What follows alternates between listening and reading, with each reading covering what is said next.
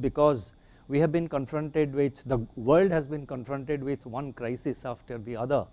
And this statement by the Governor RBI, where we spell out the details of RBI's assessment of domestic and global situation, I think is an useful communication tool for all the stakeholders and members of the public. That is the feedback we have received.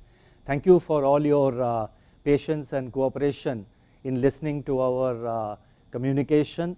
And please permit me now to go ahead with this time's statement. In the last 2.5 years, the world has witnessed two major shocks: the COVID-19 pandemic and the conflict in Ukraine. These shocks have produced profound impact on the global economy. As if that was not enough, now we are in the midst of a third major shock, a storm arising from aggressive monetary policy actions and even more aggressive communication, especially from advanced country central banks. The necessity of such actions is driven by their domestic considerations, but in a highly integrated global financial system, they inevitably cause negative externalities through spillovers. The recent rate hikes and forward guidance about further big rate hikes have caused tightening of financial conditions, extreme volatility, and risk aversion. All segments of the financial market, including equity, bond, and currency markets, are in turmoil across countries. There is nervousness in financial markets with potential consequences for the real economy and financial stability. The global economy is indeed in the eye of a new storm. Despite this unsettling global environment, the Indian economy continues to be resilient. There is macroeconomic stability. The financial system remains intact with improved parameters. The country has withstood the shocks from COVID-19 and the conflict in Ukraine. Our journey over the last 2.5 years, our steely resolve in dealing with the various challenges, gives us the confidence to deal with the new storm that we are confronted with at present. Let me now touch upon the decisions and deliberations of the Monetary Policy Committee. The Monetary Policy Committee met on 28th, 29th, and 30th September. Based on an assessment of the macroeconomic situation and its outlook, the MPC decided by a majority of 5 members out of 6, and you guessed it right, to increase the policy repo rate by 50 basis points to 5.9% with immediate effect. Consequently, the standing deposit facility, that is SDF rate, stands adjusted to 5.65%, and the marginal standing facility, that is MSF, and bank rate to 6.15%. The MPC also decided by a majority of 5 out of 6 members to remain focused on withdrawal of accommodation to ensure that inflation remains within the target going forward while supporting growth. I would now like to explain the MPC's rationale for its decisions on the policy rate and the stance. The global economic outlook continues to be bleak. Financial conditions are tightening and recession fears are mounting. Inflation continues to persist at alarmingly high levels across jurisdictions. The enduring effects of the pandemic and the geopolitical conflict are manifesting in demand-supply mismatches of goods and services. Central banks are charting new territory with aggressive rate hikes, even if it entails sacrificing growth in the near term. In this milieu, nervous investor sentiments have triggered a flight to safety. The US dollar has strengthened rapidly to a 2-decade high. Several advanced and emerging market currencies are facing sharp depreciation pressures. Emerging market economies, that is EMEs in particular, are confronted with challenges of slowing global growth, elevated food and energy prices, spillovers from advanced economic policy normalization, debt distress, and sharp currency depreciations. Now, against this challenging global environment, economic activity in India remains stable, and that's a very refreshing point. It gives us, that's why in the beginning I said that it gives us the confidence of even dealing with the current challenge which we are confronted with. While real GDP growth in the first quarter this year turned out to be lower than our expectations, nonetheless it was 13.5 and perhaps the highest among the major global economies. So the real GDP growth in the first quarter, the late recovery in Kharif sowing, and the comfortable reservoir levels that we have at present, improvement in capacity utilization, buoyant bank credit, and government's continued thrust on capital expenditure are expected to support aggregate demand and output in the second half of the current year. Consumer price inflation remains elevated and above the upper tolerance band of the target due to large adverse supply shocks, some firming up of domestic demand, and the spillovers from global markets. The recent correction in global commodity prices, including crude oil, if sustained, may ease cost pressures in the coming months. The inflation trajectory remains clouded with uncertainties arising from continuing geopolitical tensions and nervous global financial market sentiments. In this backdrop, the MPC was of the view that persistence of high inflation necessitates further calibrated withdrawal of monetary accommodation to restrain broadening of price pressures, anchor inflation expectations, and contain the second round effects. This action will support the medium-term growth prospects of our economy. Accordingly, the MPC decided to increase the policy repo rate by 50 basis points to 5.9% and to remain focused on withdrawal of accommodation while supporting growth. Now, let me step back a little and elaborate on our monetary policy stance. Monetary policy had moved from neutral to accommodative stance in June 2019. At that time, repo rate was 5.75%, headline CPI inflation was hovering around 3% and was expected to be in the range of 3.4 to 3.7% in the second half of 1920, and liquidity was in deficit mode with an average daily injection of 0.3 lakh crore in May 2009 under the Liquidity Adjustment Facility, that is LAF. Today, inflation is hovering around 7% and we expect it to remain elevated at around 6% in the second half of this year. Liquidity remains surplus with average daily net absorption of rupees 1.1 lakh crore under the LAF in September 2022, and this is up to 28th September. As government expenditure picks up on the back of high GST and direct tax collections, the system liquidity will go up further. Thus, even as the nominal policy repo rate has been raised by 190 basis points so far, including the increase that we have effected today, the policy rate adjusted for inflation trails the 2019 level.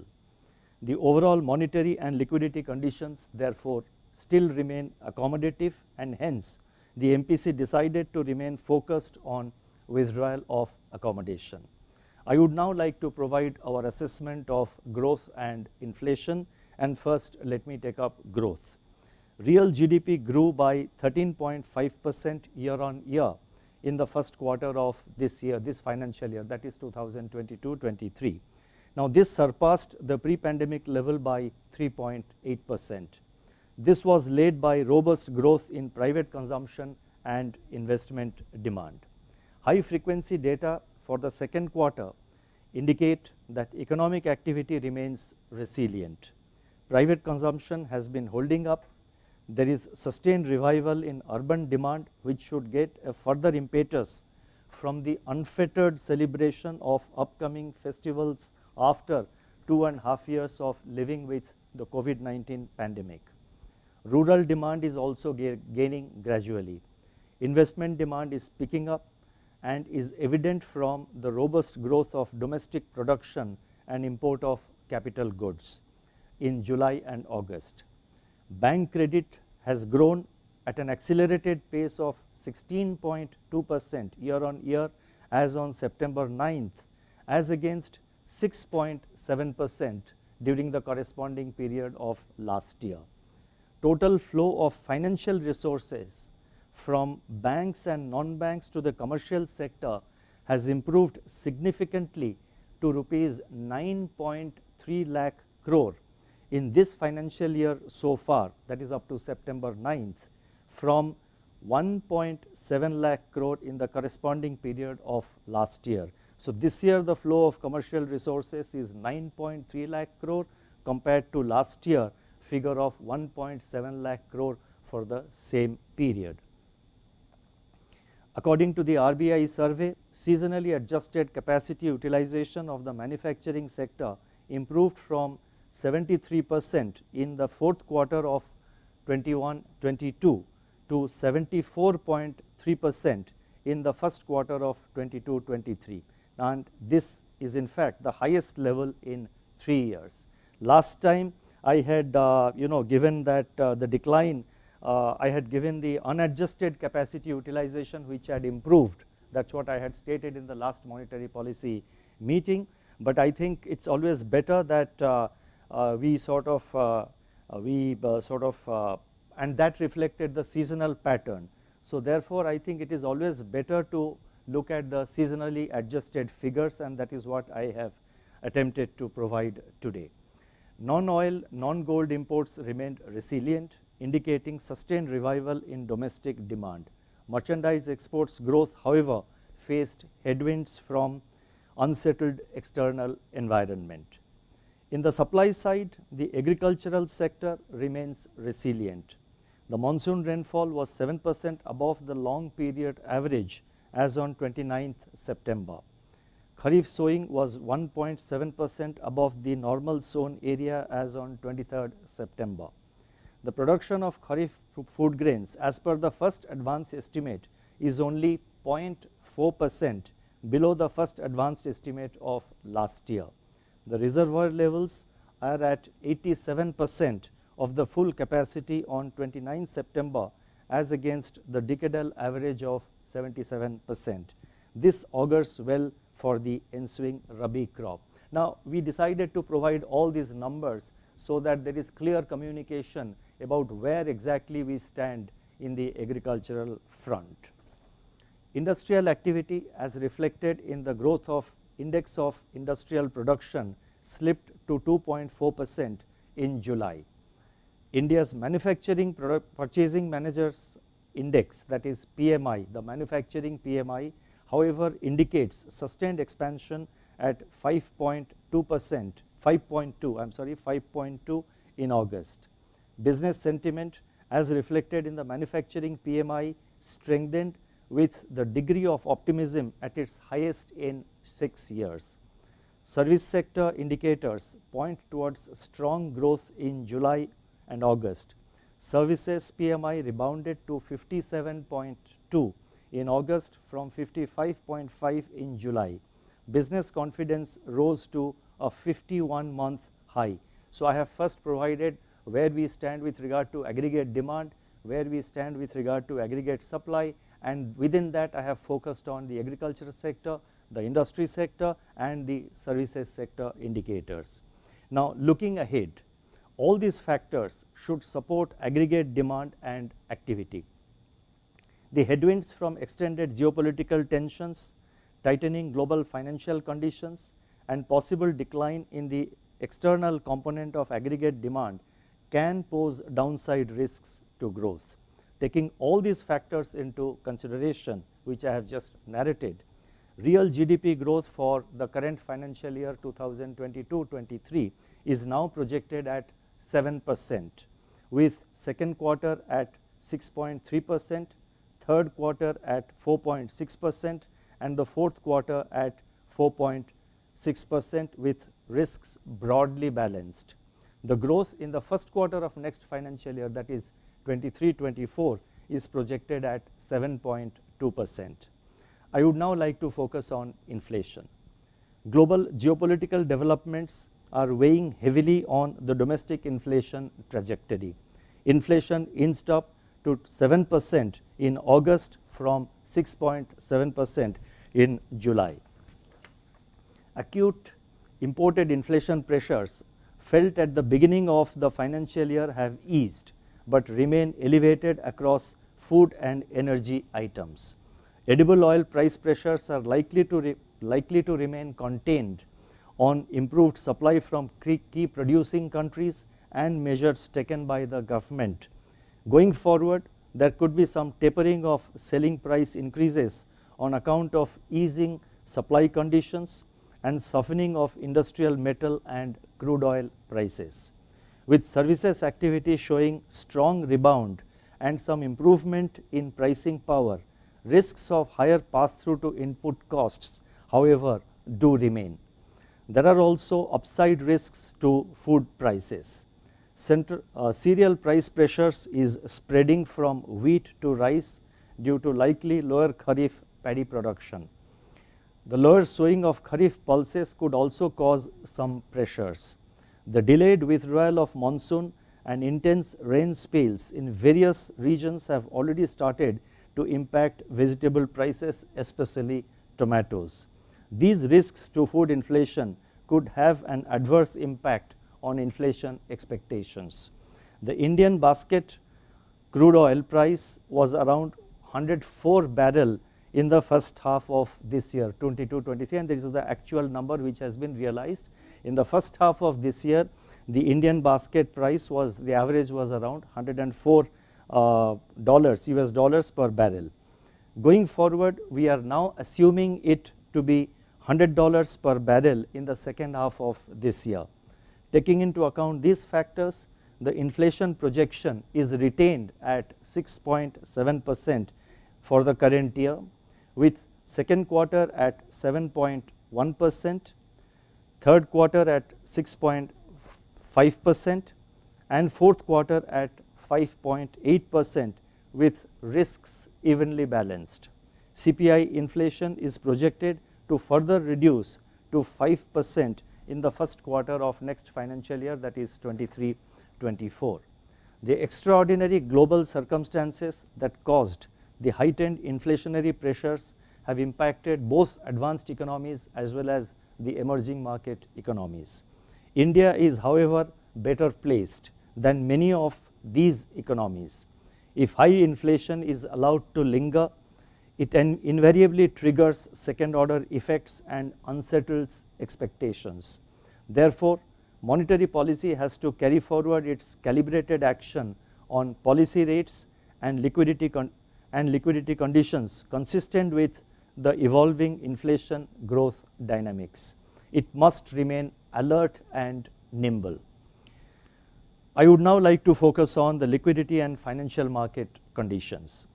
During the current financial year, the weighted average call rate, that is WACR, the operating target of monetary policy, has increased cumulatively by 196 basis points, that is 196 basis points in a phased manner up to September 28th over March 22. This is in sync with our actions on the SDF and the repo rate. Consequently, interest rates across financial market spectrum have increased, though at varying degrees. Surplus liquidity in the banking system, as reflected in the average daily absorption under the liquidity adjustment facility, that is LAF, including both SDF and the VRRR auctions, moderated to 2.3 lakh crore during August to September, that is during this period of August and September up to 28th September, it moderated to 2.3 lakh crore from 3.8 lakh crore during June-July. So it was 3.8 lakh crore during June-July and in August, September up to 28th September, the overall system liquidity has moderated to 2.3 lakh crore, and that is evident from the overall LAF position and the taking into account both SDF and the VRRR auctions. GST and advance tax payments coupled with forex outflows moderated the surplus liquidity conditions in the third week of September. This necessitated recourse to marginal standing facility by banks and liquidity injection by the Reserve Bank through variable rate repo auctions, and this is exactly in line with what we had said earlier, that the situation, the liquidity situation is constantly monitored, and as and when required the RBI will conduct fine tuning operations both to inject liquidity as well as to absorb liquidity. Now this temporary moderation of surplus liquidity needs to be seen in the context of the large potential liquidity in the system arising from the expected pickup in government spending that usually happens in the second half of the year. Furthermore, drawdown of excess CRR and excess SLR holdings of banks can also augment system liquidity. In my statement of October 2021, I had stated that the Reserve Bank may complement the fortnightly main operation conducted through 14-day VRRR auctions with 28-day VRRR auctions, depending upon the evolving liquidity conditions. In view of the moderation in surplus liquidity, it has now been decided to merge the 28-day VRRR with the 14-day main auction under VRRR. Consequently, from now on, only 14-day VRRR auctions will be conducted. And as I just mentioned a little while ago, fine-tuning operations of various maturities for absorption as well as injection of liquidity will continue as may be necessary from time to time. During the current financial year up to September 28, the US dollar has appreciated by 14.5% against a basket of major currencies. This has caused turmoil in currency markets across the world. The movement of the Indian rupee has, however, been orderly compared to most other countries. The Indian rupee has depreciated by 7.4% against the US dollar during the same period, that is from 1st April of this year to the date which I just mentioned, that is up to 28th September. So while the US dollar has appreciated by 14.5%, the Indian rupee has depreciated in a very orderly manner by 7.4%. And consequently, it is evident that the Indian rupee has fared much better than several reserve currencies as well as many emerging market and Asian peers. A stable exchange rate is a beacon of financial and overall macroeconomic stability and market confidence. In recent days, there have been divergent views on the exchange rate of the rupee and the adequacy of our forex reserves. Let me set out the overall position once again. First, the rupee is a freely floating currency and its exchange rate is market determined. Second, the Reserve Bank does not have any fixed exchange rate in mind. The Reserve Bank intervenes in the market to curb excess volatility and anchor expectations. The overarching focus is on maintaining macroeconomic stability and market confidence. Our actions have helped in encouraging investor confidence as reflected in the return of capital flows since July.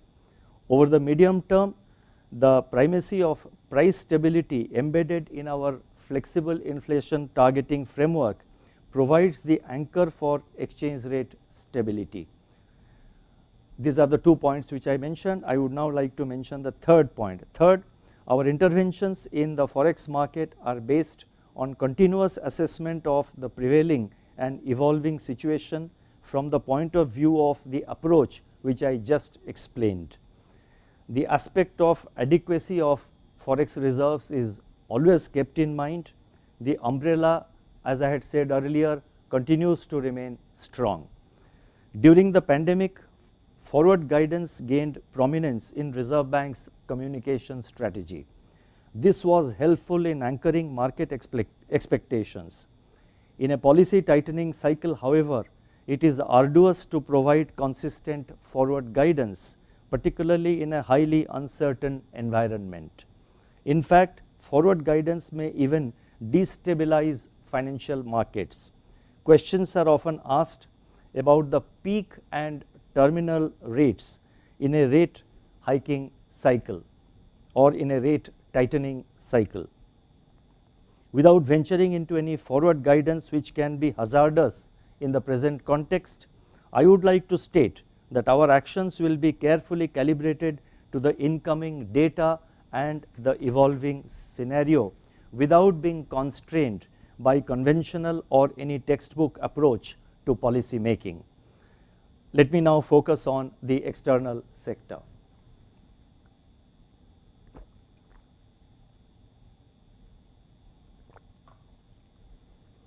The current account deficit for the first quarter 2022-23, and that was released last evening, is placed at 2.8% of GDP, with trade deficit at 8.1% of GDP. Various leading indicators, including global PMIs, point to weakening of global growth momentum and downside risks to global trade. India's import growth, though decelerating, outpaced the export growth. Consequently, the trade deficit remained high in July and August. Services exports continued to grow at a robust pace amidst resilient demand for software and business services and modest recovery in travel services.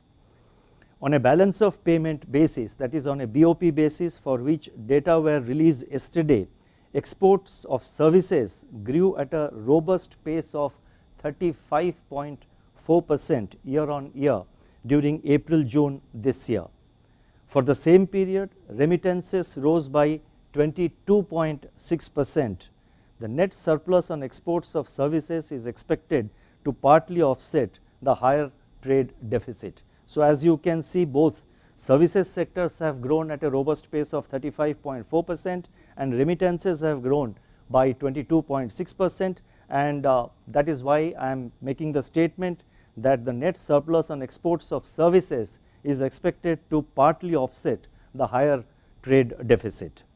From the external financing side, net foreign direct investment, that is FDI, improved to 18.9 billion in April-July this year from 13.1 billion a year ago.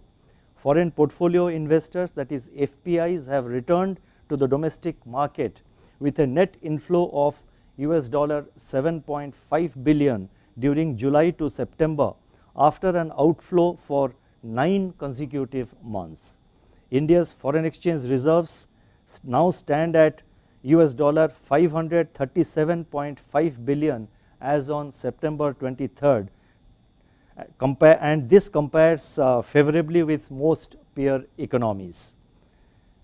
And this is important, about 67% of the decline in reserves during the current financial year is due to valuation changes arising from an appreciating US dollar and higher rates of higher US bond yields. Incidentally, there was an accretion of $4.6 billion to the foreign exchange reserves on BOP basis during the first quarter of the current financial year. So it may be seen that our market interventions continue to be judicious. India's other external sector indicators, namely the external debt to GDP ratio, net international investment position to GDP ratio, ratio of short-term debt to reserves, and debt service ratio also indicate lower vulnerability as compared with most other major EMEs. In fact, India's external debt to GDP ratio is the lowest among the emerging market economies. In fact, Yeah, that's right. In the final analysis, we remain confident of meeting our external financing requirements comfortably. I shall now announce certain additional measures, and I'll be very brief. There are just about 4 or 5 announcements. The first is that we will release a discussion paper on expected loss based approach for loan loss provisioning by banks.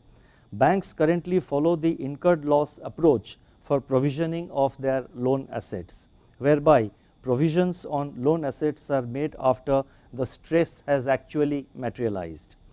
A more prudent and forward-looking approach is the expected loss-based approach, which requires banks to make provisions based on an assessment of the probable losses. As a step towards converging with globally accepted prudential norms, we will issue a discussion paper on the proposed transition for stakeholder comments. The second one relates to discussion paper on securitization of stressed asset framework. The revised framework for securitization of standard assets was issued by the Reserve Bank in September 2021. It has now been decided to introduce a framework for securitization of stressed assets. This will provide an alternative mechanism for securitization of NPAs in addition to the existing ARC route. A discussion paper on this proposed framework is also being issued for feedback from stakeholders. The third announcement relates to internet banking facility for customers of regional rural banks.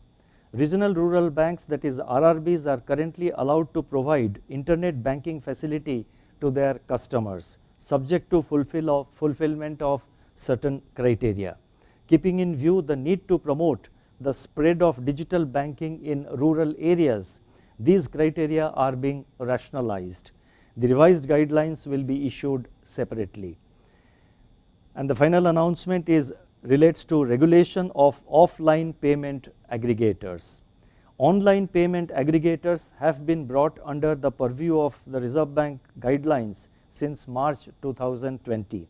It has now been proposed to extend these regulations to offline payment aggregators who handle proximity or face-to-face transactions. This measure is expected to bring in regulatory synergy and convergence on data standards. Let me now conclude. Daunting challenges confront us at this juncture. The underlying fundamentals of our economy and the buffers built over the years have stood us in good stead. We have taken a series of measures since April 2022, that is in the aftermath of the commencement of the conflict in Ukraine and the kind of spillovers and the global impact it produced. We have taken a series of measures thereafter since April 22 in the backdrop of, as I said, geopolitical tensions, sanctions and supply chain disruptions. We will remain resolute and persevere in our efforts to ensure price stability as well as financial stability while supporting growth. Our policy actions today is a part of our continued efforts in pursuit of these goals. As we celebrate Mahatma Gandhi's birth anniversary in another 2 days, I conclude my statement with Mahatma Gandhi's insightful words, and I quote, "We are wakeful, ever vigilant, ever striving," unquote. Today, despite the gathering clouds over the global economy, the Indian economy inspires optimism and confidence. Thank you. Namaskar.